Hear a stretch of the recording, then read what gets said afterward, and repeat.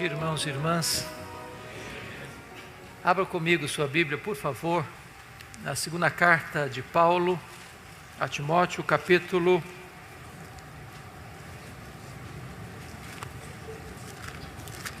de número 4, versículo 2. 2 Timóteo, capítulo 4, versículo 2.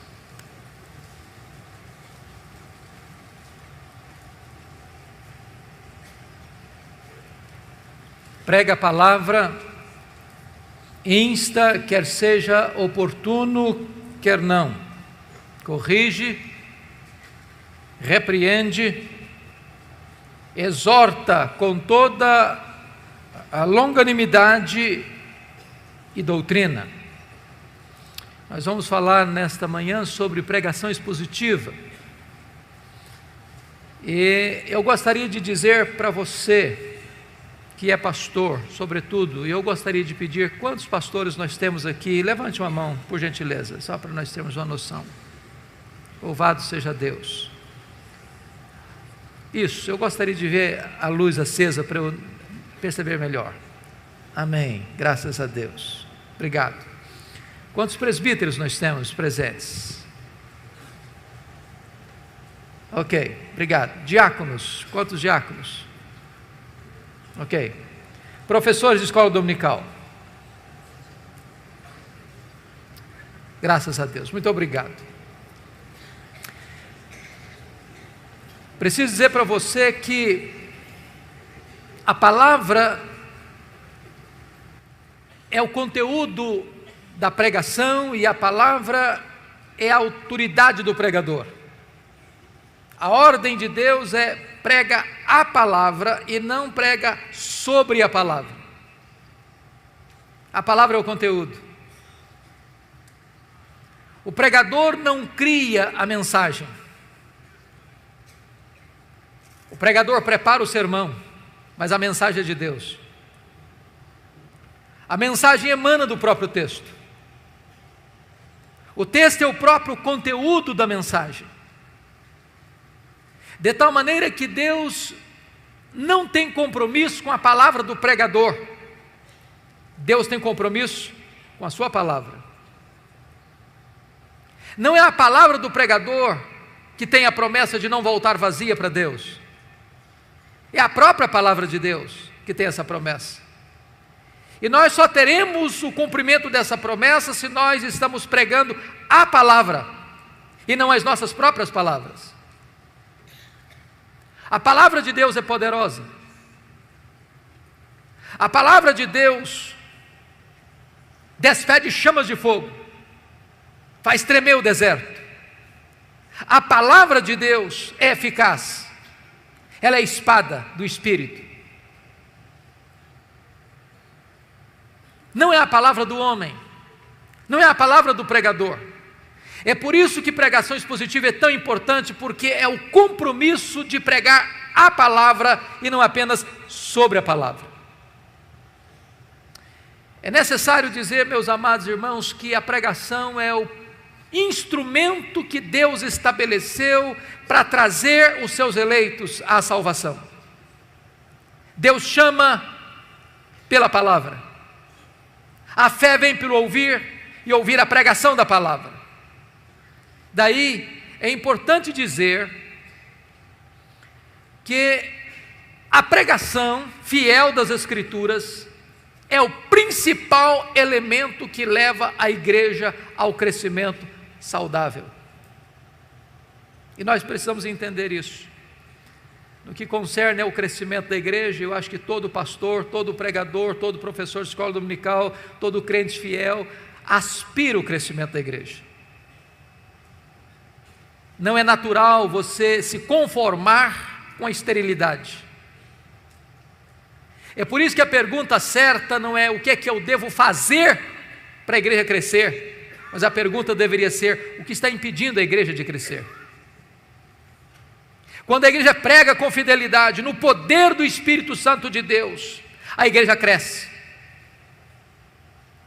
Mas no que concerne ao crescimento da igreja, nós temos que ter dois cuidados, duas precauções muito sérias. O primeiro delas é o que nós poderíamos chamar de numerolatria, a idolatração dos números. Nós estamos vivendo uma situação hoje muito curiosa. A igreja, infelizmente, está importando a filosofia do pragmatismo para a sua agenda. E o pragmatismo foi a filosofia mais conhecida e mais popular do século XX. O que é o pragmatismo? É quando você diz assim: eu não estou interessado na verdade, eu estou interessado naquilo que funciona. Eu não me importo com o conteúdo, eu quero saber quais são os resultados. E aí a igreja evangélica brasileira, muitas vezes, capitulou-se a esse pragmatismo e tem, de certa forma, transformado a igreja num mercado. O consumidor é quem determina o que quer. Eu sou um balcão de serviço. O que você quer? Prosperidade? O que você quer? Saúde? O que você quer? Milagres? O que você quer? Sucesso? Você dá ordem. É o efeito Ibope, você decide o que você quer. Então, de repente, a igreja deixou a verdade, deixou de pregar a verdade e começou a oferecer ao povo o que o povo quer. Mas esse não é o evangelho. Mas esse não é o compromisso da Escritura. Esse não é o papel do pregador.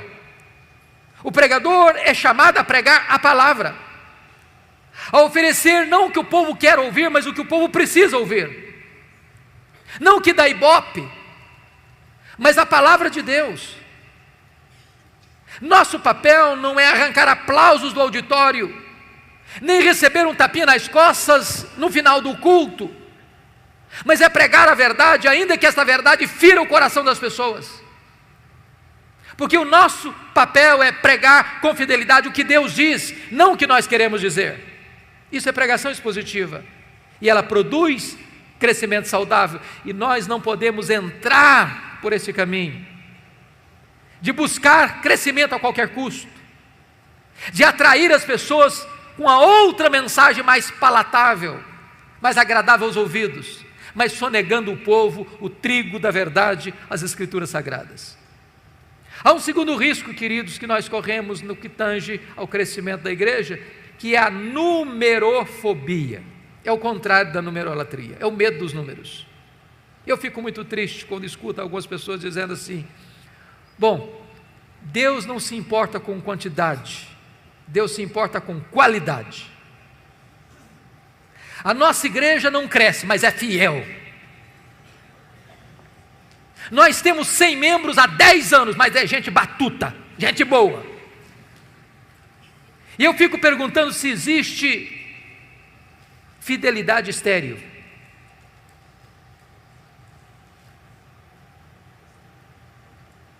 Muitas vezes nós tentamos justificar com a nossa teologia a nossa omissão, o nosso fracasso, a nossa falta de poder espiritual,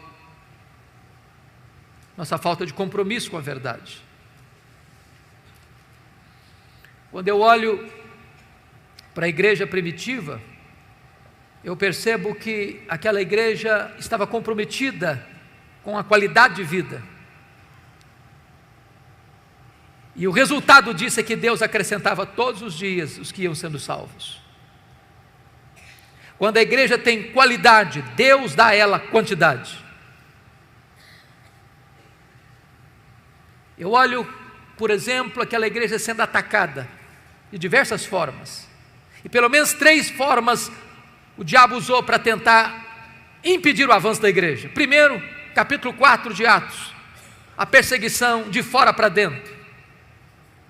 Como é que a igreja responde? Com oração e com pregação. Muda-se a tática no capítulo 5, agora não é mais a perseguição, o ataque de fora para dentro, agora é a infiltração. Satanás bota dentro da igreja um casal hipócrita. Como é que a igreja responde? Com discernimento, com oração e com pregação. Agora se muda a tática outra vez no capítulo 6. Agora não é mais a perseguição, não é mais a infiltração, não é mais o ataque de fora para dentro, nem de dentro para fora. Agora é a distração. Os apóstolos estão ocupados demais servindo as mesas. Não que servir as mesas fosse um trabalho indigno, mas estava tirando o foco dos apóstolos da prioridade. E eles param e dizem assim no capítulo 6, versículo 4: quanto a nós, nos consagraremos à oração e ao ministério da palavra. E se você perceber, oração e o ministério da palavra são os dois grandes elementos que levam a igreja a um crescimento saudável. Nós estamos hoje com as leis do marketing, muitas vezes tentando produzir o crescimento da igreja através de técnicas de crescimento de igreja, usando métodos modernos, buscando recursos da tecnologia humana, ou da metodologia humana. Mas se nós queremos encontrar uma resposta para o crescimento saudável da igreja, nós não teremos que ir para as técnicas do pragmatismo moderno, nós temos que voltar ao livro de Atos. É lá que tem a receita, e a receita para o crescimento saudável da igreja é oração e palavra. Esse assunto é um assunto tão relevante, queridos, que no ano de 1930, um missionário chamado Donald McBrevin, um americano que estava trabalhando na missão na Índia, foi inquietado por uma pergunta: por que algumas igrejas crescem e outras não? E para responder essa pergunta, ele deixou o seu trabalho administrativo e percorreu vários países e continentes, fazendo essa mesma pergunta, examinando tantas igrejas. Por que algumas igrejas crescem e outras não? Esse homem visionário chegou ao ponto de criar um instituto de crescimento de igreja em Oregon, nos Estados Unidos. E ele é tão apaixonado pelo tema que ele começou o instituto com apenas um aluno. E esse aluno nem americano era um boliviano.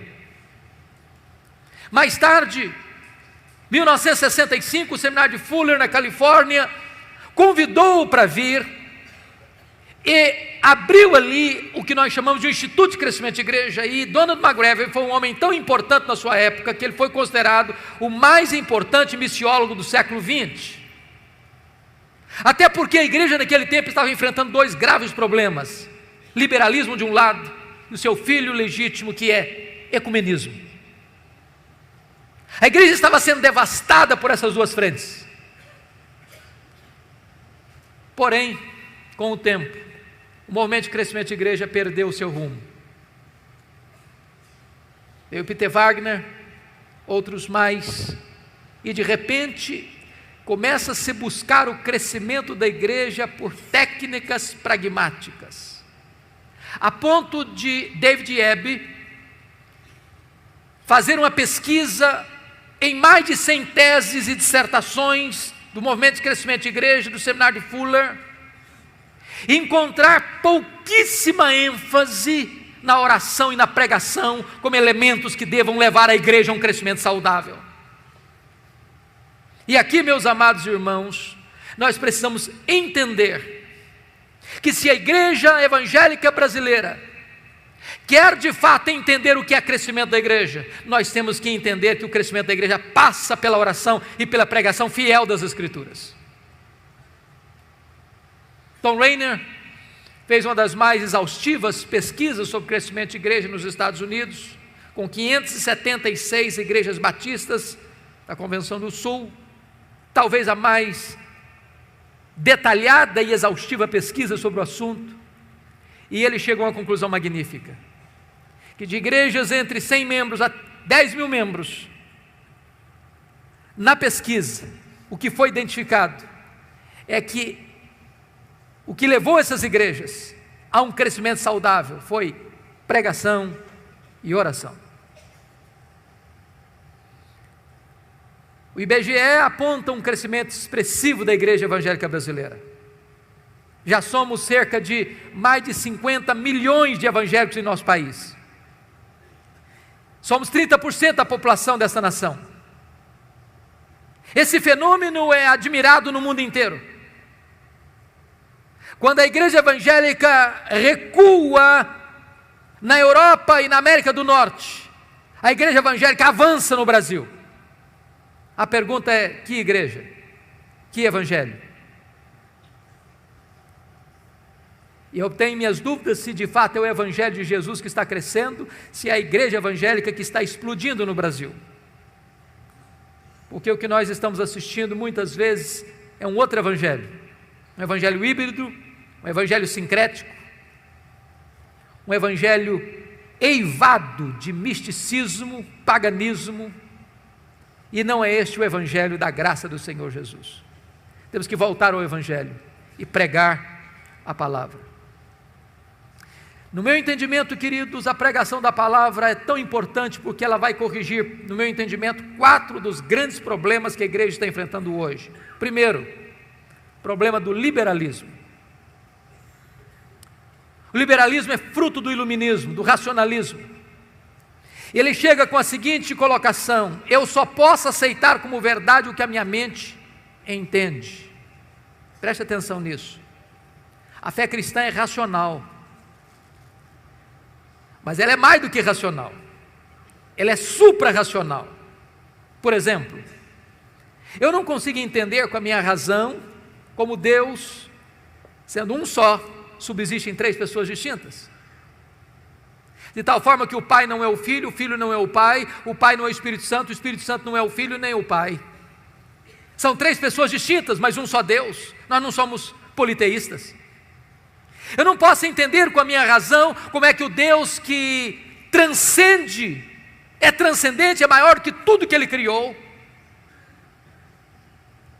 pode se fazer carne, entrar no ventre de uma mulher e nascer numa manjedoura. Eu não posso explicar racionalmente os milagres. Então, quando a minha mente não consegue ir além, eu creio. Porém, o racionalismo diz: não, eu não posso aceitar. E o que aconteceu? O liberalismo, onde entrou, matou as igrejas. Olha a Europa hoje, conhecido como um continente pós-cristão. Olha algumas igrejas na América do Norte, no Canadá hoje, nos Estados Unidos, Canadá hoje, chamadas Dead Church, igrejas mortas. Eu visitei recentemente uma igreja em Toronto, igreja John Calvin, templo belíssimo, um jardim grinaldado de flores no pátio, uma placa de bronze muito bonita com o nome do pastor, doutor fulano reverendo das quantas. E quando eu cheguei para perguntar quantos membros tem esta igreja, me responderam: tem 15 membros. Tem um culto a cada 3 meses. Porque onde o liberalismo chega, ele mata. Ele é um veneno mortífero, ele é um câncer. O que é dramático e triste, que muitos seminários históricos das nossas igrejas no Brasil estão ainda flertando com o liberalismo. Estão ainda encantados com este veneno mortífero. Você nunca viu um pastor liberal plantando igrejas, você nunca viu um pastor liberal experimentando um reavivamento, você nunca viu um pastor liberal promovendo o crescimento da obra de Deus. Porque onde o liberalismo chega, ele mata a igreja. E preste atenção nisso, o liberalismo não começa na igreja, começa nos seminários.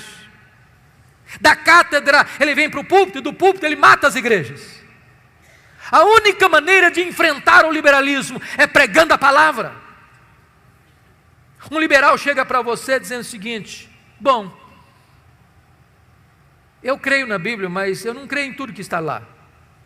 Um liberal vai chegar, por exemplo, e dizer: eu não creio em Gênesis 1 e 2, não creio na literalidade de Gênesis 3. E muita gente hoje está tentando fazer um concubinato entre cristianismo e darwinismo, achando que isso é o suprassumo.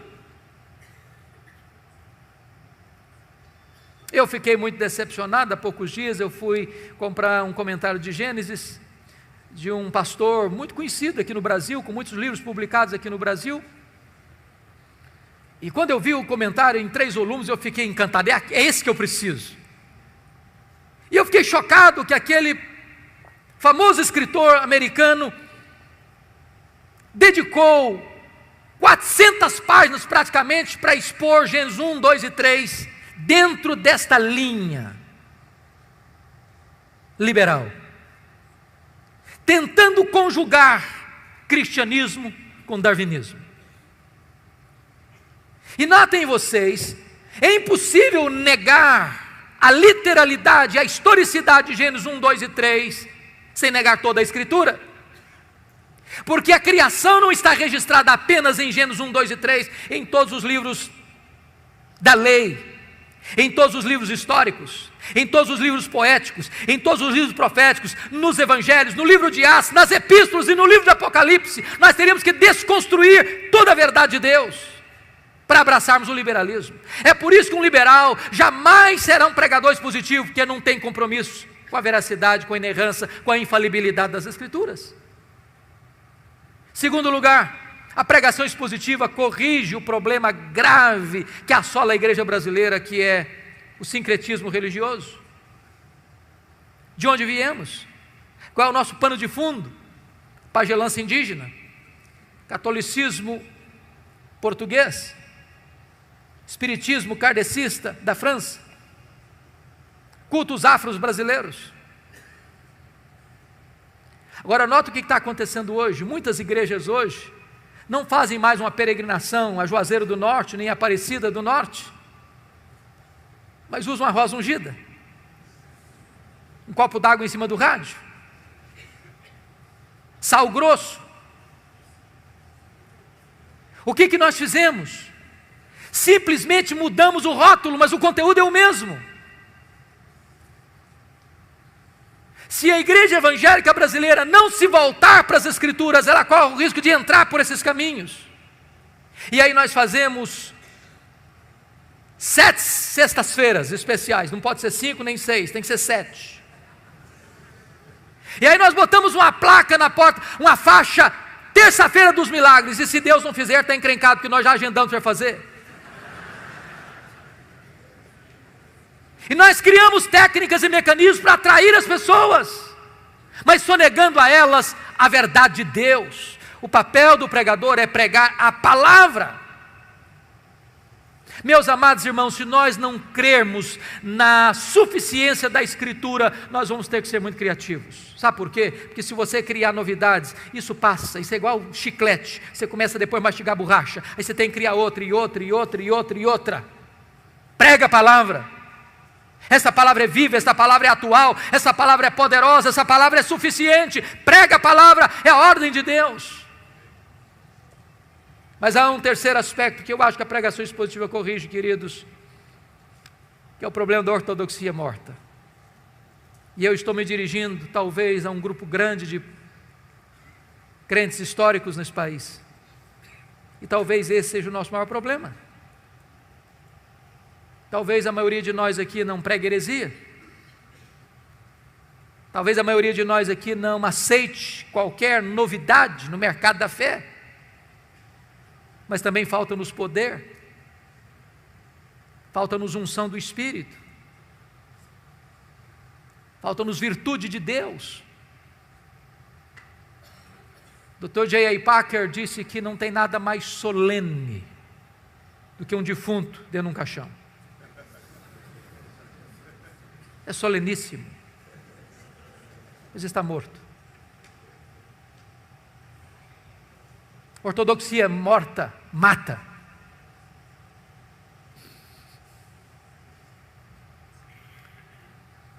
Quando Eliseu mandou Geazi botar o bordão profético no rosto do menino morto, diz a Bíblia que o menino continuou morto. O problema não era o bordão, o problema é quem carregava o bordão. A mulher de Sarepta disse para Elias: agora eu sei que a palavra de Deus na tua boca é verdade. Isso me faz tremer, porque a pergunta é: meu Deus, então será que a tua palavra na minha boca pode não ser verdade? Porque uma coisa é proferir a palavra de Deus, outra coisa é ser boca de Deus. Eu tenho que concordar com Ian Bounds, um metodista piedoso do século XIX, quando ele disse que nós estamos à procura de melhores métodos e Deus está à procura de melhores homens. Deus não unge métodos, Deus unge homens. Homens mortos tiram de si sermões mortos, e sermões mortos matam.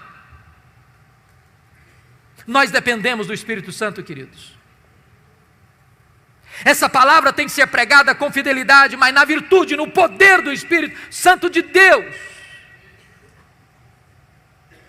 Perguntaram certa feita para Dwight Lyman Moody: Moody, qual é o maior problema da obra? Moody respondeu: o maior problema da obra são os obreiros. Talvez você e eu sejamos o maior problema da igreja. Se o púlpito pegar fogo, os bancos também pegarão. Se o pastor for um graveto seco a pegar fogo, lenha verde vai começar a arder. Não basta apenas pregar, é preciso pregar como Paulo disse, no poder do Espírito, em profunda convicção.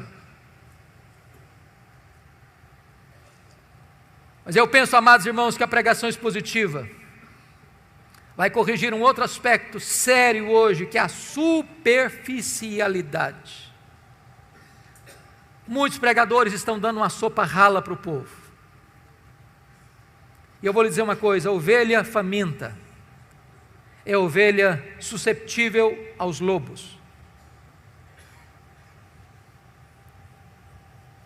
As heresias entram porque muitas vezes nós, pastores, não temos dado ao povo o alimento sólido da palavra de Deus. É triste como tantos pregadores hoje não se preparam para pregar. E eu entendo o que Paulo disse na sua carta a Timóteo, que são dignos de redobrados honorários aqueles que se afadigam na palavra. É trabalho árduo, pesado. E aqui é um fato curioso, é que a maioria dos nossos membros parece que não entende que quando o pastor está estudando, ele está trabalhando. Talvez a ideia popular é que o bom pastor é aquele que toma 10 cafezinhos todo dia na casa de muita gente. E chega no domingo e prega qualquer coisa.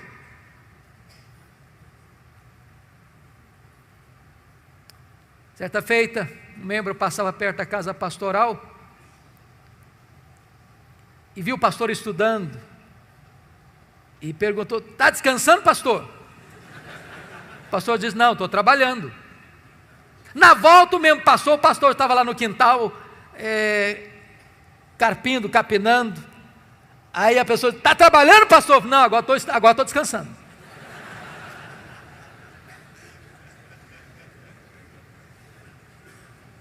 Se nós quisermos pregar expositivamente, nós teremos que estudar. Por isso, eu gostaria de dizer para você que nós poderíamos sintetizar a pregação expositiva em 3 verbos, e se você guardar esses 3 verbos, eu fico muito feliz. Acho que você entendeu a mensagem que eu quero passar nessa manhã. Pregação expositiva pode ser resumida em 3 verbos. Primeiro, ler o texto. Ler. Você já viu um pregador subir ao púlpito e ele atropela o texto que vai pregar? Ele lê o texto atabalhoadamente. Quando você vê tal coisa, o que é que você pensa? Ele não se preparou. Ele não conhece nem o texto. Ele não gastou tempo. Talvez ele está dizendo o seguinte: o que importa aqui não é o texto que eu estou lendo, é o que eu vou falar depois. Deixa eu dizer uma coisa para você: a parte mais importante de um sermão é o texto, porque só vai ser sermão se ele expor o texto que ele leu. Então é uma recomendação: leia o texto 1 vez, 5 vezes, 10 vezes, 20 vezes, leia, deixe que esse texto entre em você, se possível decore o texto. Leia com entusiasmo, leia com vibração, porque quando a pessoa vê você ler o texto e diz: esse homem tem alguma coisa para nos dizer. Segunda coisa, segundo verbo, explicar o texto. Calvino dizia que pregação é explicação da Escritura. A não ser que você explique o texto, você não pregou. Você conhece aquele tipo de pregador que lê o texto, vai embora do texto e nunca mais volta para o texto? Ele viaja, faz viagens internacionais e espaciais. E você pergunta, meu Deus, mas por que ele leu esse texto?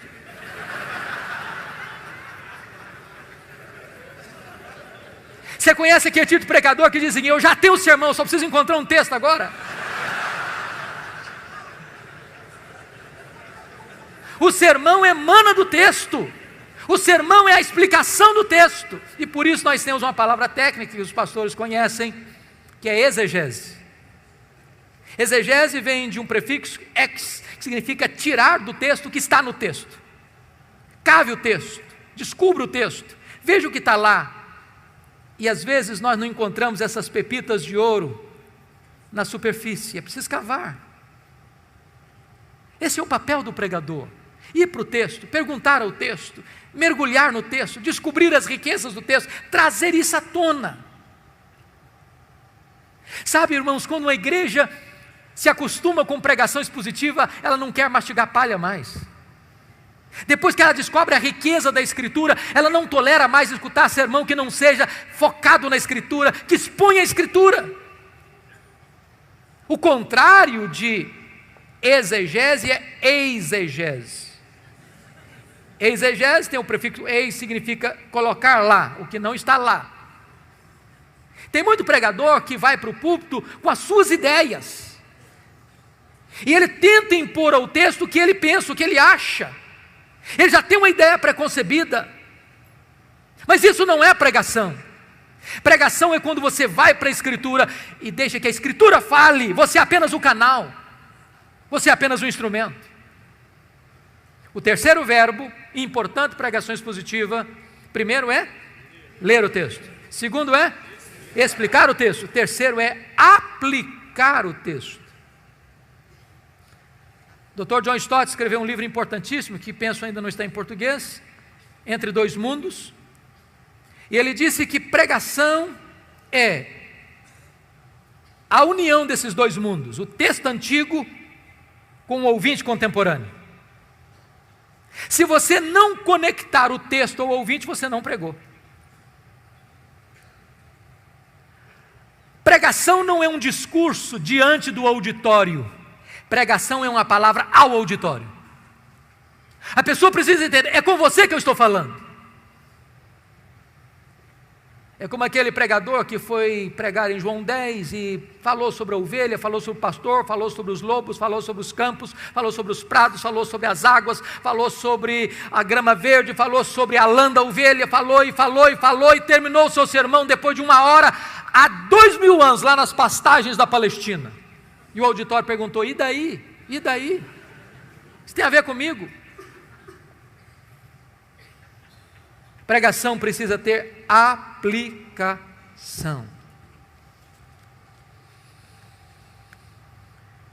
E aqui é importante uma coisa: se você não interpretar corretamente o texto, você pode ser herético na aplicação. Você pode proibir em nome de Deus o que Deus não está proibindo. Você pode fazer promessas em nome de Deus que Deus não está fazendo. Você se torna um falso profeta, um falso mestre, um falso pregador. Haddon Robson escreveu um livro importantíssimo e ele trabalha sobre esse assunto, falando da heresia da aplicação. Quando o pregador não interpreta o texto, ele se torna herético na hora de aplicar o texto. Há pouco tempo eu estava vindo de Governador Valadares, fui pregar lá um dia à noite, retornando para Vitória, já por volta das 3 horas da madrugada, com muito sono, quase chegando em Vitória, eu disse, meu Deus, eu não aguento o sono. E aí eu liguei o rádio para ver se eu me desparecia um pouco. E um pregador pregava animadamente sobre Sansão, e eu fiquei ligado nele para tentar não ficar desligado do volante. E lá pelas tantas ele disse o seguinte, se você tem que enfrentar os seus leões, como Sansão enfrentou o leão. Eu disse, eu também tenho que enfrentar o meu leão. E ele disse, se você vencer o seu leão e matar o seu leão, você tem a recompensa, você pode chupar o mel da sua caveira. Aí eu pensei, meu Deus, eu não entendi o texto. Porque ele não entendeu o texto, ele aplicou o texto erradamente e cometeu uma heresia grave. Porque o mel da caveira do leão para Sansão não foi recompensa, foi uma quebra de um pacto que ele tinha feito com Deus, de nazereado. Ele não podia tocar em defunto, ele não podia tocar em cadáver. Se nós não entendermos a Escritura, nós vamos correr o risco de aplicar de forma herética. Mas talvez você pergunte assim: pastor, quais são as razões por que hoje poucos pregadores pregam expositivamente? Eu vou lhes dar algumas razões. Primeiro, penso eu que muitos seminários ainda não estão comprometidos com o ensino aos seus alunos sobre pregação expositiva. Eu fiz seminário há 30 anos e na minha época não se aceitava pregação expositiva.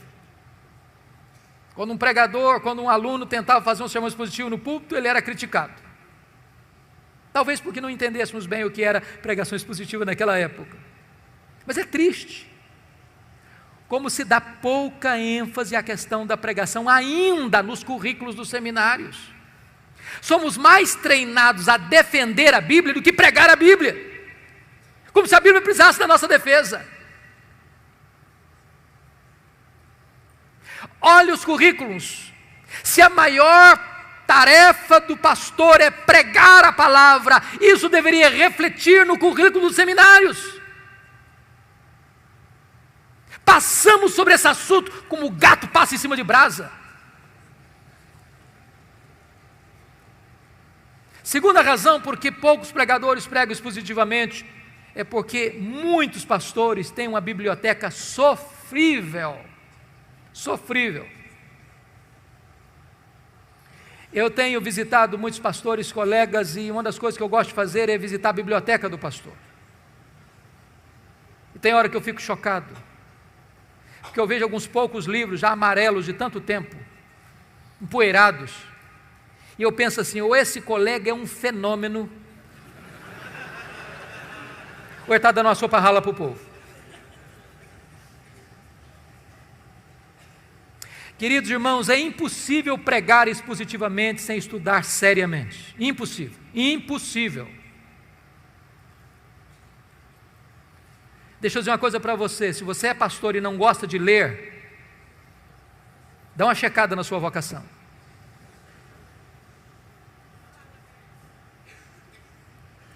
Eu estou falando para líderes aqui, que não são pastores, e eu queria dar um conselho, se eu posso. Por que os pastores não pregam, não têm uma boa biblioteca? Por duas razões, pelo menos. Primeiro, porque o salário pastoral, em média, não é aquelas coisas tanto não.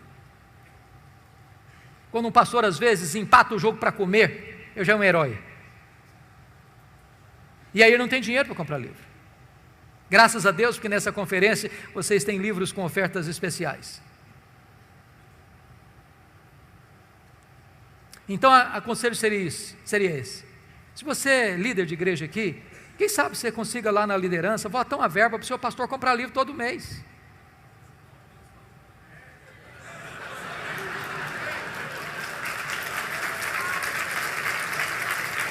O maior investimento que a igreja pode fazer na igreja é investir no pastor da igreja. Agora, se o sermão não melhorar, corta a verba também.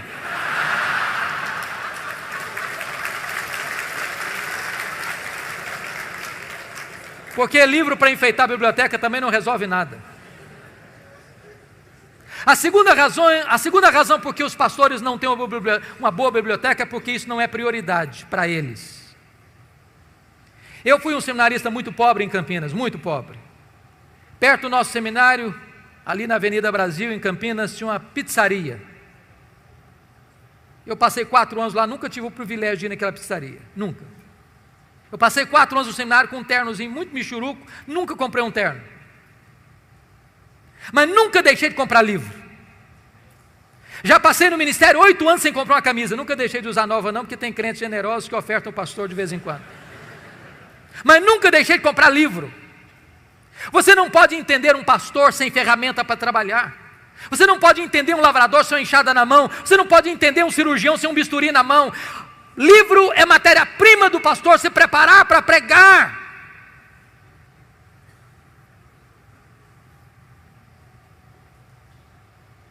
Outra razão que eu penso que os pastores não estão pregando expositivamente hoje é porque nós estamos lidando com a terrível tensão entre pregação e liturgia nas igrejas.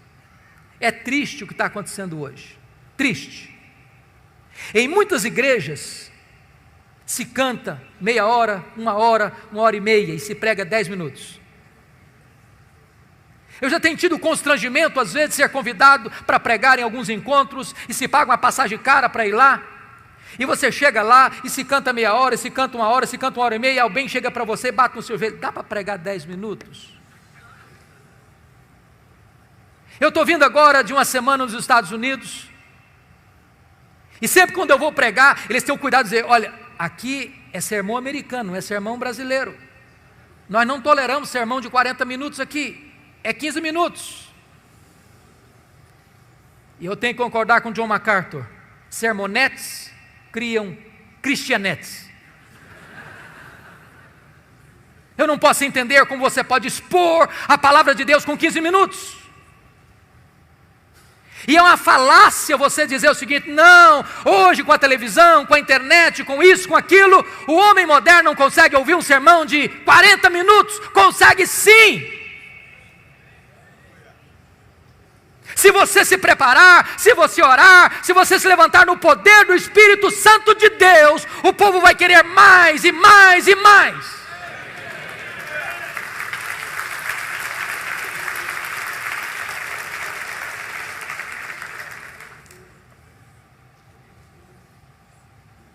A palavra de Deus precisa ser o centro, queridos, o centro. E nós, pastores, somos responsáveis por isso. Nós somos os responsáveis pela liturgia da igreja. Não delegue, não terceirize a liturgia da igreja para que você perca o controle disso.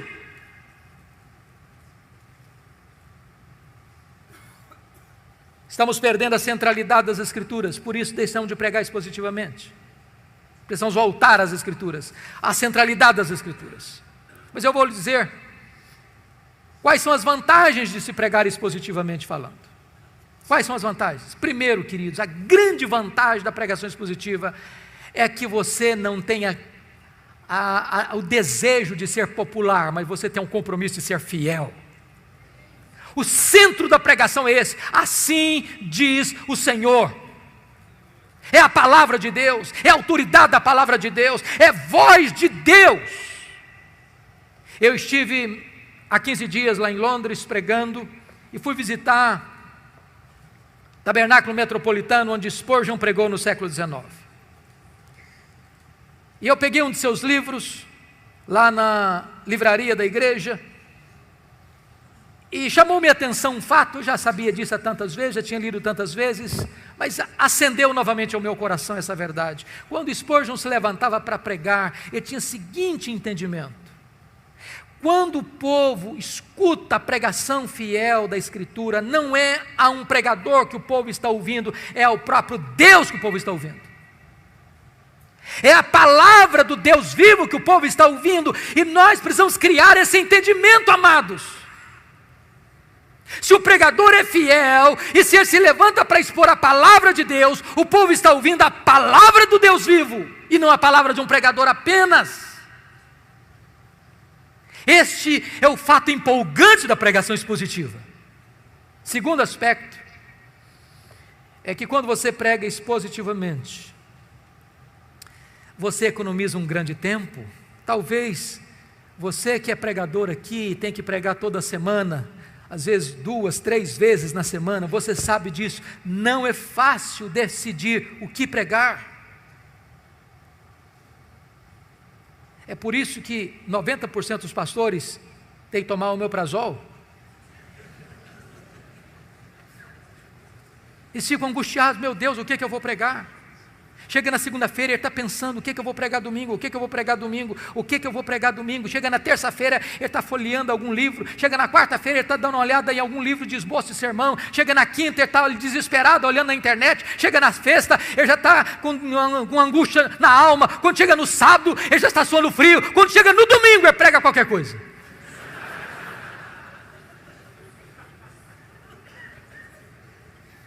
Se você tem um compromisso de pregar expositivamente, você tem um cronograma.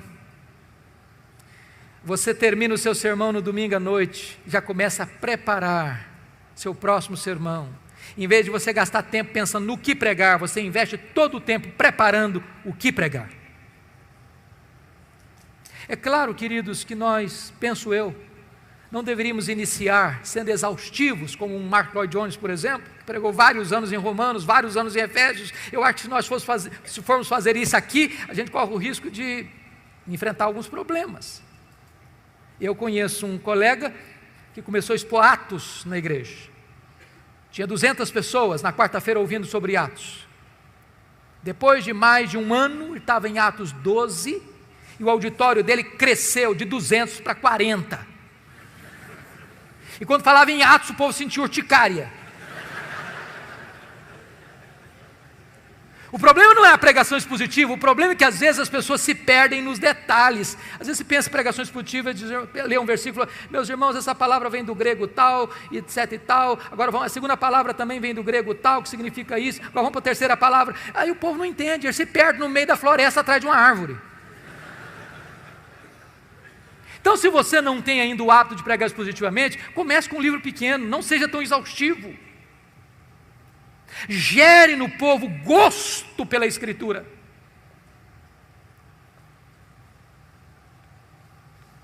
Outra coisa importante, se você está pregando expositivamente, você vai evitar milindres. Se você está numa congregação pequena, por exemplo, imagine isso.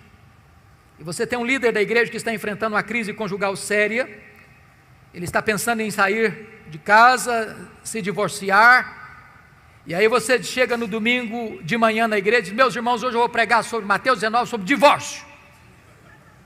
Aí o líder já torce o nariz. Esse pastor está querendo pregar sermão carapuça para cima de mim. Aí no meio do sermão o cara se levanta e vai embora. O que você vai pregar? Como aquele pregador que foi pregar numa igreja e ele estava indo para o púlpito e um líder da igreja puxou o paletó e disse, o senhor não pode pregar aqui sobre bebida, porque o cara que mais dá dinheiro aqui para a igreja, ele é chegado numa branquinha, então o senhor faz favor de não tocar nesse assunto. Caminhou um pouco mais, outro puxou o paletó e disse, o senhor não pode pregar sobre jogo, porque a família mais rica da igreja é chegada em jogo de azar e tal, então o senhor não toca nesse assunto. Andou mais um pouquinho e falou, o senhor não pode falar sobre adultério, porque a pessoa mais conhecida na cidade, está frequentando a nossa igreja, está vivendo um caso de infidelidade conjugal, então não toca nesse assunto para nos constranger. Aí o cara foi para o púlpito, aí se levantou e disse, meus irmãos, eu estou encrencado hoje. Eu não posso pregar sobre bebida, eu não posso pregar sobre jogo, eu não posso pregar sobre adultério. Aí levantou um gaiato no final do auditório lá, prega sobre os judeus, não tem nenhum judeu aqui.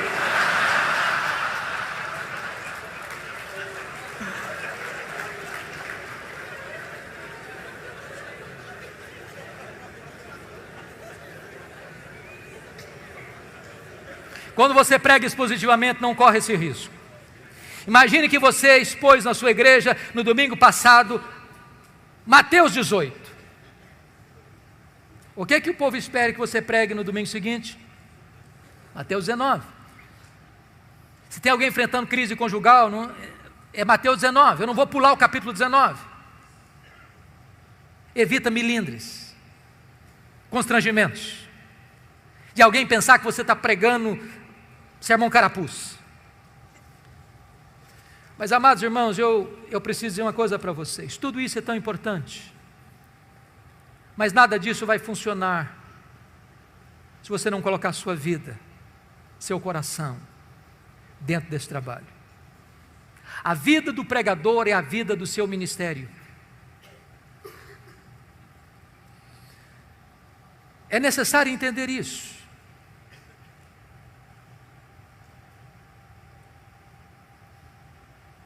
E eu fico preocupado ainda hoje quando a maioria dos nossos seminários cuidam mais da cultura da cabeça do que da cultura do coração. É triste admitir isso, mas é um fato. Muita gente que vai para o seminário com o coração quente, sai de lá com o coração gelado.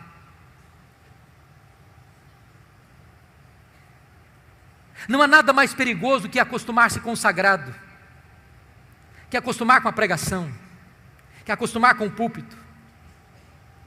E de repente você faz isso como um profissional, virou rotina. Mas isso não mexe mais com a sua vida, isso não queima mais seu coração, isso não arde mais em sua alma. Como certa feita um pregador de Londres foi conversar com um ator famoso da Inglaterra e disse, eu não entendo uma coisa, perguntou o pastor ao ator londrino. Você prega uma fábula e as multidões vêm para ouvir você. Eu prego a verdade e ninguém quer me ouvir. E o ator respondeu para o pregador, é simples, pregador. Eu prego a minha fábula como se fosse verdade, você prega a sua verdade como se fosse uma fábula. Tem hora que eu fico perguntando, meu Deus, será que as pessoas acreditam que nós acreditamos no que pregamos? Um dia eu estava pregando em Salvador, e eu pregava sobre avivamento, e uma repórter da cidade estava lá para uma entrevista, ela olhou nos meus olhos e me perguntou, o senhor acredita no que prega? Eu respondi para ela, eu creio firmemente no que prego. Mas a pergunta é curiosa e emblemática, será que as pessoas acreditam que nós acreditamos no que pregamos? Um dia, no século XVIII, alguém viu David Hume, o patrono dos agnósticos, correndo em Londres. E a pessoa perguntou, David Hume, o que você está fazendo aí correndo? Ele disse, eu estou indo ouvir George Whitefield pregar. Aí a pessoa ficou curiosa, mas você não acredita no que ele prega? Acredita? Ele diz, não, eu não acredito no que ele prega não, mas ele acredita no que prega.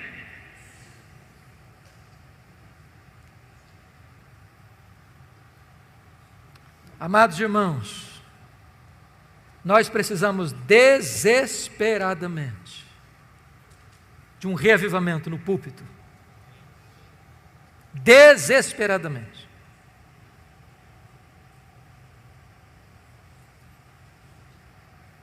João Wesley dizia para os seus alunos, meus filhos, ponham fogo no seu sermão, ou ponham o seu sermão no fogo.